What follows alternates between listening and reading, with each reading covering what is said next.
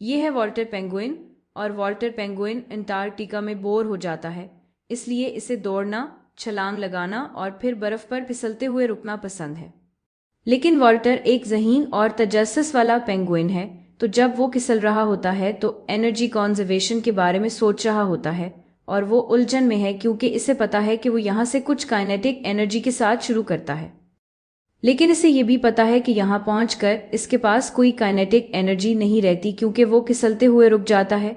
तो वो सोचता है कि एनर्जी कैसे कंजर्व हो सकती है जब इसकी काइनेटिक एनर्जी कम होती जा रही है। अब अगर आपने ये सवाल इस वक्त पूछा होता जब हम फोर्सेस के बारे में बात कर रहे थे, तो आप कहते, जाहिर है ये पेंगुइन इसलिए रुक रहा है क्योंकि इस और बर्फ के दरमियान कुछ फ्रिक्शन जरूर है। शायद बर्फ बहुत स्लिपरी है लेकिन ये फ्रिक्शनलेस नहीं हो सकती, वरना ये पेंगुइन शायद हमेशा के लिए फिसलता रहता। हो सकता है कुछ एयर रेसिस्टेंस भी हो जिसकी वजह से पेंगुइन की रफ्तार कम हो रही हो, लेकिन ज्यादातर फ्रिक्शन ही है जो पेंगुइन और बर्फ के दरमियान है। लेकिन यहाँ हम कॉन्जर्वेशन ऑफ एनर्जी की बात कर रहे हैं, तो हम इस कॉन्सेप्ट को एनर्जी की ज़बान में कैसे बयान करें? देखें, हम ये कहते हैं कि ये फ्रिक्शन की फोर्स पेंगुइन पर नेगेटिव वर्क कर रही है, और हमें पता है कि वर्क नेगेटिव है क्योंकि फ्रिक्शन की फोर्स पेंगुइन की हरकत के मुखालिफ सिमत में है।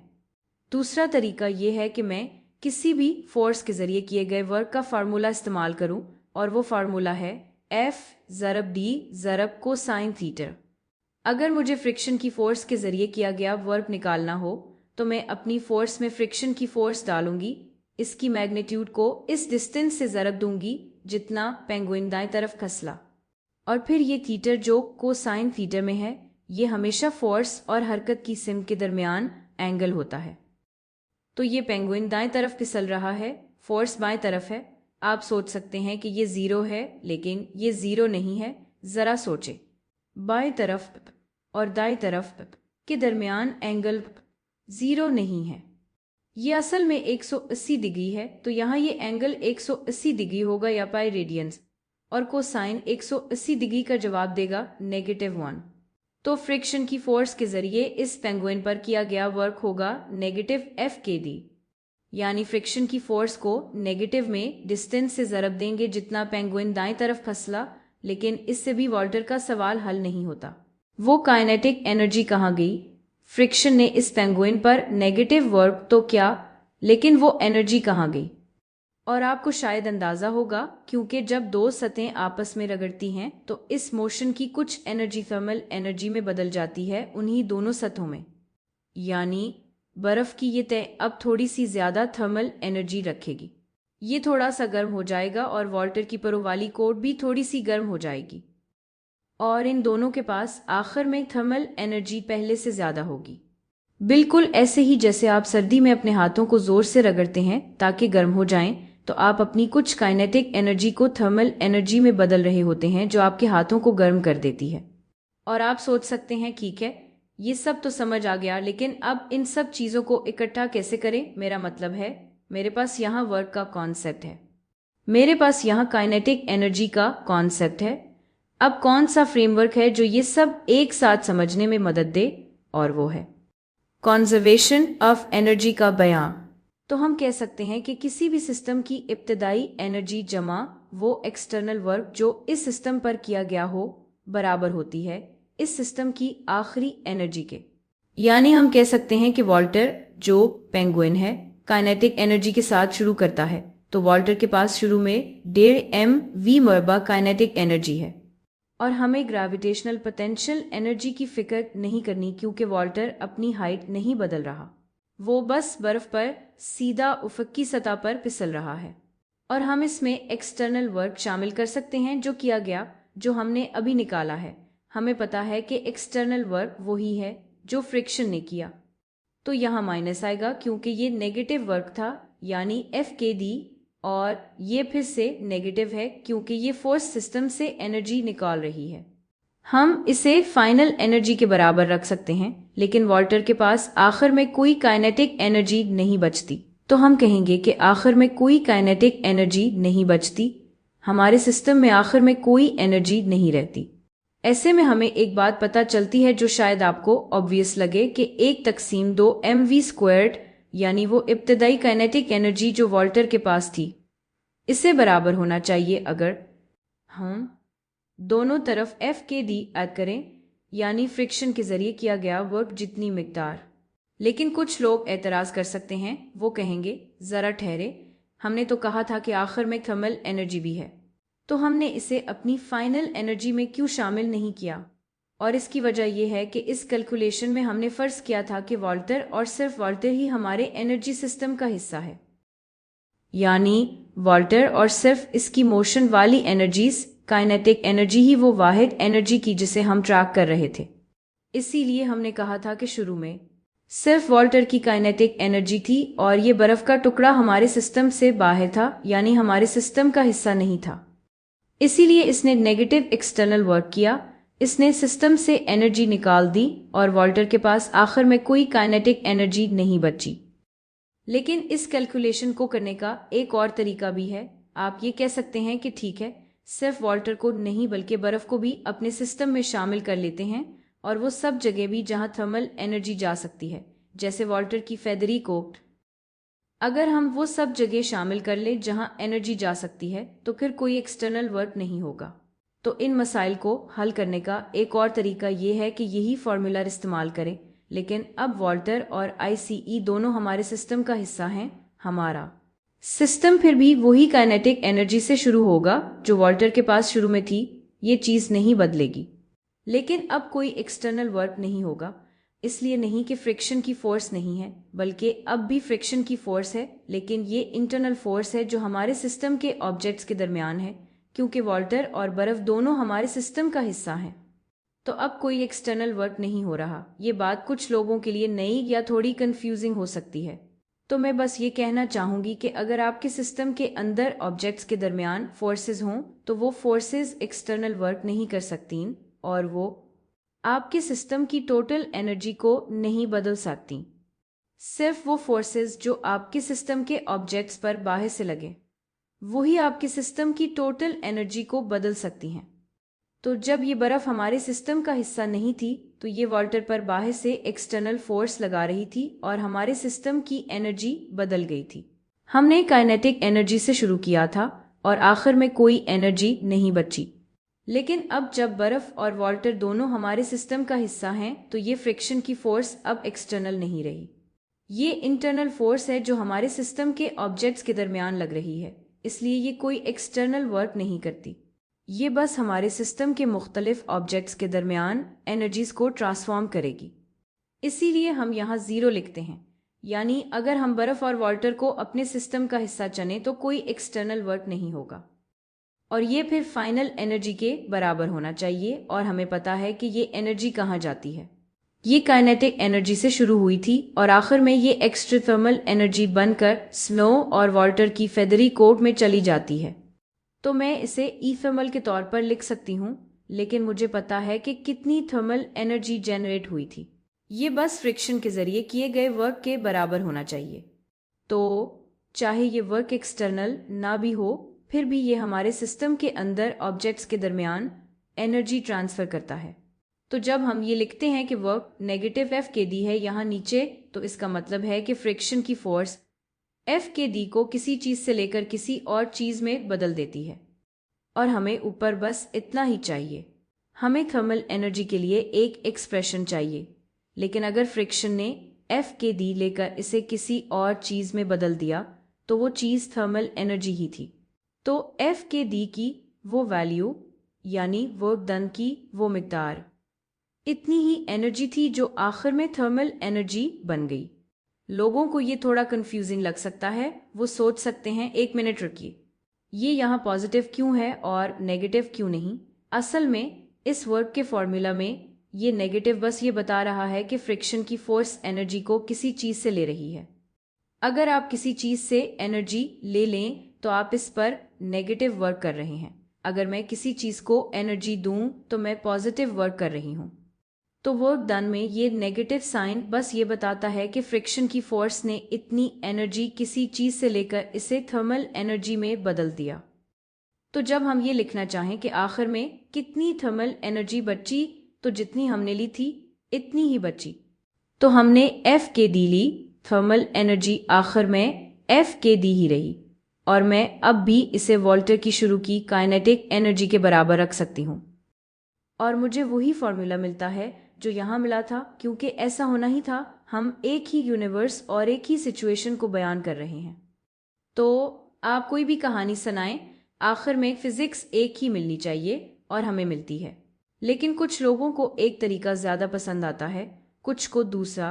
कुछ लोग फ्रिक्शन को नेगेटिव एक्सटर्नल वर्ड समझना पसंद करते हैं और सरफेसेस की एनर्जी को अपने सिस्टम में शामिल नहीं करते, और कुछ लोग इन सरफेसेस को अपने एनर्जी सिस्टम का हिस्सा मानते हैं और थर्मल एनर्जी को ई फाइनल साइड पर शामिल करते हैं, जो बिल्कुल ठीक है। आप दोनों में से कोई भी तरीका अपना सकते हैं, बस दोनों इकट्ठे नहीं कर सकते। या तो सरफेस आपके सिस्टम का हिस्सा है और आप इसे अपनी फाइनल एनर्जी में शामिल करते हैं, या सरफेस आपके सिस्टम का हिस्सा नहीं है और आप इसे एक्सटर्नल वर्क के तौर पर शामिल करते हैं, लेकिन आप ये नहीं कह सकते कि वो एक्सटर्नल वर्क भी करती है और यहाँ फाइनल एनर्जी भी हासिल करती है, क्योंकि या तो वो आपके सिस्टम का हिस्सा है या फिर नहीं है। तो सीधी सी बात यह है कि आप फ्रिक्शन से पैदा होने वाली थर्मल एनर्जी को बस एफ के डी के तौर पर सोच सकते हैं। ये एक फॉर्मूला है जिससे आप ये निकाल सकते हैं कि जब दो सरफेसेस आपस में रगड़ती हैं तो कितनी थर्मल एनर्जी बनती है, और हम इस कॉन्सेप्ट को थोड़ा आगे ले जा सकते हैं। काइनेटिक फ्रिक्शन की फोर्स बराबर होगी कोएफिशिएंट ऑफ काइनेटिक फ्रिक्शन के ज़रब नॉर्मल फोर्स के, जो दोनों सरफेसेस के दरमियान है। तो हम इसे दोबारा लिख सकते हैं। ये थर्मल एनर्जी वाला हिस्सा m u के ज़रब f n ज़रब d के तौर पर लिखा जा सकता है। और आप कहेंगे, अच्छा, इसमें तो कोई ख़ास बात नहीं, ये तो पहले से भी ज़्यादा कॉम्प्लिकेटेड लग रहा है। लेकिन अगर आप आगे बढ़ें तो आपको पता चलेगा कि नॉर्मल फोर्स किसी चीज़ के सरफेस पर पड़ी होने की सूरत में बस m ज़रब g होती है, और हम अब भी इसे d से ज़रब देते हैं। लेकिन अब जब हमने नॉर्मल फोर्स को एम जी से बदल दिया है तो हम देखते हैं कि मास कट जाता है, और ये बात आपको हैरान कर देनी चाहिए। इसका मतलब है चाहे इस पेंगुइन का मास कुछ भी हो, अगर वो एक ही स्पीड से शुरू करे और कोई दूसरा पेंगुइन जिसका मास ज़्यादा या कम हो, वो भी बिल्कुल इतनी ही डिस्टेंस तक स्लाइड करेगा। अब कुछ लोग एतराज़ करेंगे, वो कहेंगे, रुको, एक बहुत हैवी पेंगुइन के पास तो ज़्यादा इनर्शिया होगी, वो वाकई चलता रहना चाहेगा, इसे ज़्यादा दूर स्लाइड करना चाहिए। लेकिन कुछ और लोग कहेंगे, नहीं नहीं, कम मास वाला पेंगुइन ज़्यादा दूर स्लाइड करेगा क्योंकि इस पर फ्रिक्शनल फोर्स कम है। लेकिन इसीलिए ये फ़र्क मैटर नहीं करता, ये दोनों इफ़ेक्ट्स बिल्कुल एक दूसरे को कैंसिल कर देते हैं। यानी ज़्यादा मास वाला पेंगुइन के पास ज़्यादा इनर्शिया भी है और ज़्यादा फ्रिक्शन भी, और कम मास वाले पेंगुइन के पास कम इनर्शिया है लेकिन कम फ्रिक्शन भी है। तो मास आखिर में कैंसिल हो जाता है और सारे पेंगुइन्स, चाहे उनका मास कुछ भी हो, अगर वो एक ही स्पीड से शुरू करें तो इतनी ही डिस्टेंस तक स्लाइड करते हैं। और इसका मतलब ये भी है कि दो कार्स, एक बहुत छोटी स्मार्ट कार और एक बड़ी एसयूवी, अगर दोनों के टायर्स एक जैसे हैं तो उनका कोएफिशिएंट ऑफ फ्रिक्शन भी एक जैसा होगा। और अगर वो एक ही स्पीड से शुरू करें और ब्रेक्स अचानक लगाएं तो दोनों एक ही डिस्टेंस पर स्किड करके रुक जाएंगी। फिर भी बहुत से लोग सोचेंगे कि बड़ी एसयूवी को ज़्यादा दूर स्लाइड करना चाहिए, लेकिन वो बड़ी एसयूवी जिसके पास ज़्यादा इनर्शिया है, इसके पास ज़्यादा फ्रिक्शन भी है, इसलिए वो इतनी ही डिस्टेंस पर रुक जाती है जितनी छोटी स्मार्ट कार जिसके पास कम इनर्शिया और कम फ्रिक्शनल फोर्स है। तो चाहे दोनों कार्स के लिए कोएफिशिएंट ऑफ फ्रिक्शन एक जैसा ही हो, फ्रिक्शन की फोर्स बड़ी कार के लिए ज़्यादा होगी।